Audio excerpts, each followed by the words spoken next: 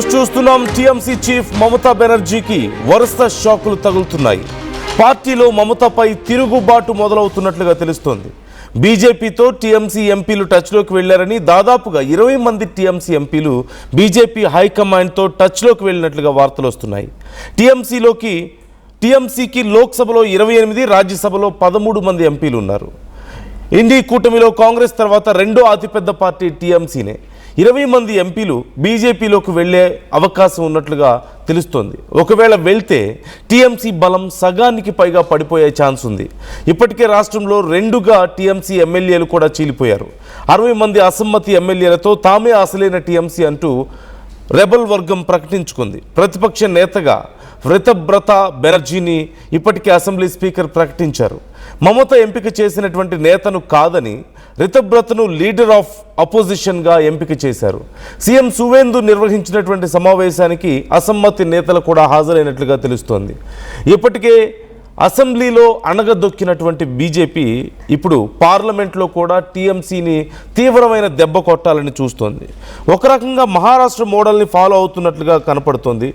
ఎలాగైతే అక్కడ పార్టీని పూర్తిగా చీల్చివేశారో ఇప్పుడు టీఎంసీని కూడా అలాగే చేయాలని ఆలోచిస్తుందా బీజేపీ?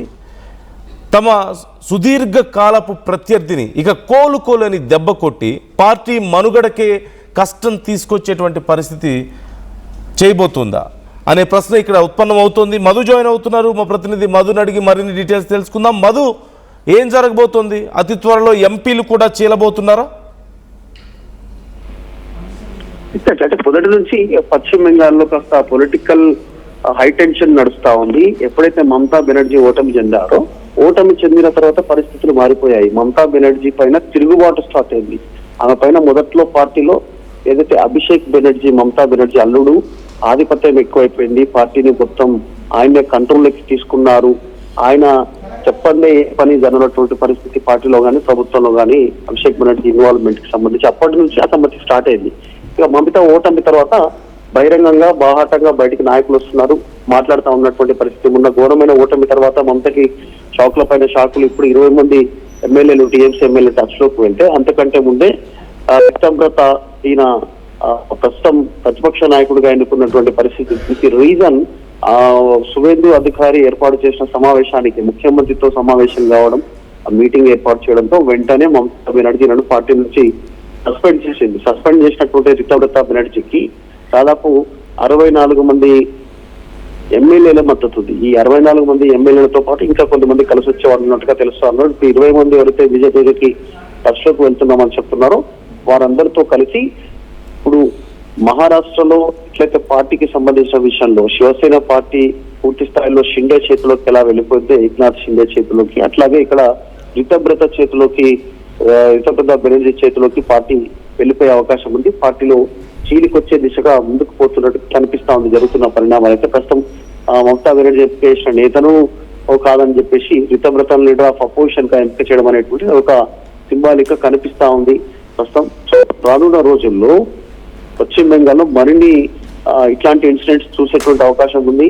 ఒరిజినల్ టీఎంసీ 2 పువ్వుల గుర్తుతో ఉన్నటువంటి 2 టీఎంసీ తృణమూల్ కాంగ్రెస్ ఏదైతే ఉందో AICC all India Trinamool Congress అది ఒరిజినల్ గా రితబ్రత చేతులకు వెళ్లే సిచ్యువేషన్ అయితే కనిపిస్తా ఉంది.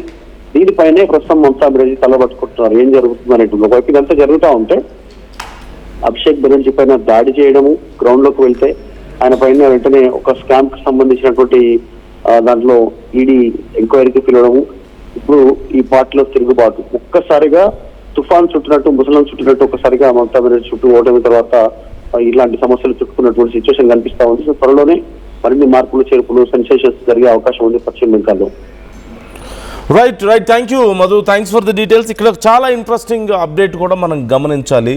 ఇప్పుడు ఎలా పార్టీని తీవ్రంగా దెబ్బకొట్టబోతున్నారు అన్నప్పుడు మహారాష్ట్రలో శివసేనని ఏ విధంగా అయితే చీల్చారో ఇప్పుడు అలాంటి పరిస్థితే వెస్ట్ బెంగాల్లో కూడా చోటు చేసుకోబోతుందా అనే ప్రశ్న తలెత్తుతుంది. మహారాష్ట్రలో శివసేనను, ఉద్ధవ్ ఠాక్రేకి సంబంధించినటువంటి శివసేనను ఏక్నాథ్ షిండే ఎలాగైతే చీల్చారో, అలాగే ఎన్సీపీని శరద్ పవార్ నుంచి అజిత్ పవార్ ఎలాగైతే చీల్చారో ఇప్పుడు వెస్ట్ బెంగాల్లో కూడా టీఎంసీలో అలాంటిదే జరగబోతోందా అనే ప్రశ్న ఇక్కడ ఉత్పన్నమవుతోంది.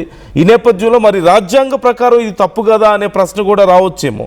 ఫిరాయింపు నిరోధక చట్టం ప్రకారం చూసుకుంటే ఇప్పుడు యాంటీ డిఫమేషన్ లా నుంచి తప్పించుకోవడానికి కూడా ఖచ్చితంగా ఒక మార్గం ఉన్నట్లుగా తెలుస్తోంది. భారత రాజ్యాంగం ప్రకారం ఒక పార్టీకి చెందినటువంటి ఎమ్మెల్యేలు కానీ ఎంపీలు కానీ వేరే పార్టీలోకి మారితే సహజంగా వాళ్ళ పదవులు పోతాయి.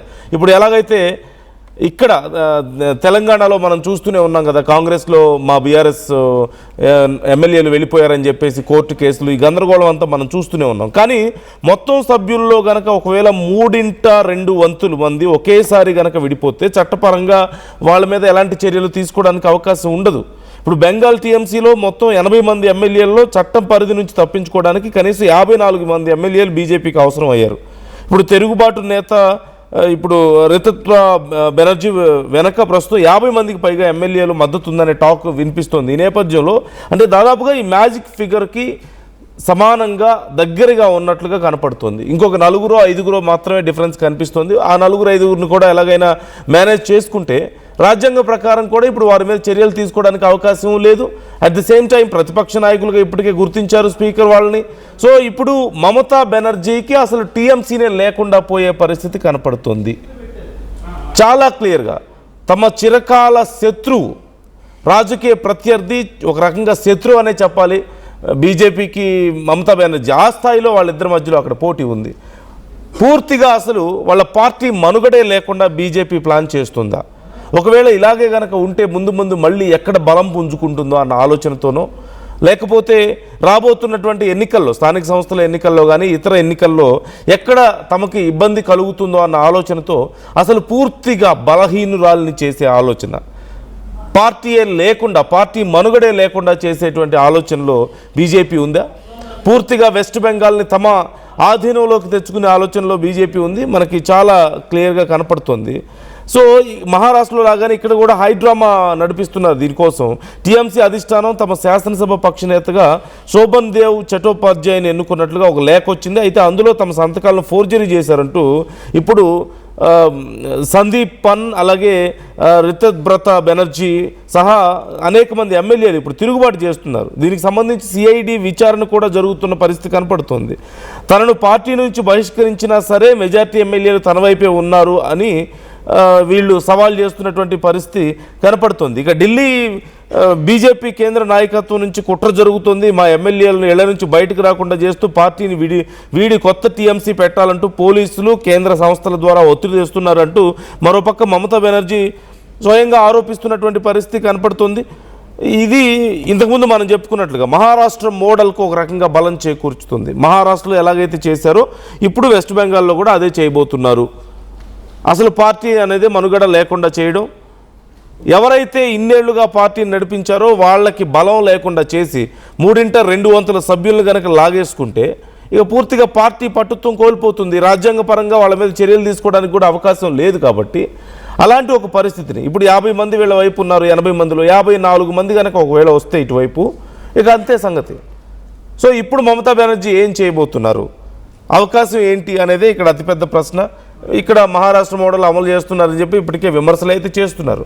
బట్ అదర్ దాన్ దట్ ఇంకేం చేయగలుగుతారు? కేంద్రంలో బీజేపీ అధికారంలో ఉంది, రాష్ట్రంలో బీజేపీ అధికారంలో ఉంది, ఉన్న ప్రతిపక్ష స్థానం కూడా పోతున్నటువంటి పరిస్థితి, పార్టీ మనుగడే కష్టమైనటువంటి ఇలాంటి పరిస్థితుల్లో మమతా ఏం చేయబోతున్నారు? What do you think is going to happen? Try to comment your opinions. మీ అభిప్రాయాలు కూడా మాతో షేర్ చేసుకునే ప్రయత్నం చేయండి. బీజేపీ స్ట్రాటజీని మీరు ఎలా అర్థం చేసుకుంటున్నారు? Do you think it's right for our country? మన దేశంలో ఇలాంటి ఒక పరిస్థితి మంచిదే అని మీరు అనుకుంటున్నారా? మన ప్రజాస్వామిక దేశంలో పార్టీల మనుగడని కూడా లేకుండా చేసేటువంటి ఈ ఆలోచనలు కరెక్టేనా? లేకపోతే ఎంతో కాలంగా దశాబ్ద కాలానికి పైగా బీజేపీని ముప్పుతుప్పులు పెట్టి ఓవైపు అధికారులు, కేంద్రంలో అధికారంలో ఉన్నటువంటి బీజేపీని సైతం ఒక రాష్ట్రం నుంచి సీఎంగా ఉండి వాళ్ళని ఎదిరించి ఆ రాష్ట్రంలోకి సిబిఐ రాకుండా అడ్డుకట్ట వేసి ఎలాంటి కేంద్ర దర్యాప్తు సంస్థల పవర్ని అక్కడ లేకుండా చేసి పెద్ద ఎత్తున వలసల్ని ప్రోత్సహించి ఇంతకాలం ఇబ్బంది పెట్టినందుకు ఇది తగిన శాస్త్రే అని కొంతమంది అభిప్రాయంగా ఉంటే ఖచ్చితంగా ఇది ప్రజాస్వామ్యంలో మంచిది కాదు. ప్రతిపక్షాలను కూడా లేకుండా చేయడం, పార్టీల ఉనికినే తీసివేయడం ఇది మంచి పరిణామం కాదు అనేది మరికొందరు అభిప్రాయంగా కనిపిస్తుంది. So what do you think? మీకేమనిపిస్తుంది? కామెంట్ చేసే ప్రయత్నం చేయండి.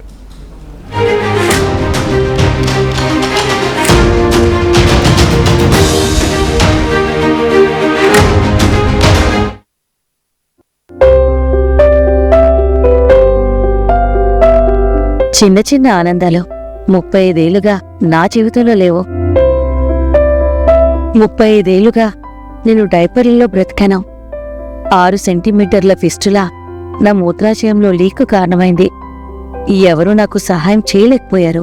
AINUలో వైద్యులను కలిసే వరకు. అక్కడ వారు రోబోటిక్ శస్త్రచికిత్సతో నాకు పరిష్కారం ఇచ్చారు. వారు నా ఆత్మవిశ్వాసాన్ని కూడా తిరిగిచ్చారు. Precision Care makes it possible. The Center for Robotic Surgery at AINU. 900 plus companies, 7.89 lakh per annum average CTC, 100% placements. KL deemed to be university.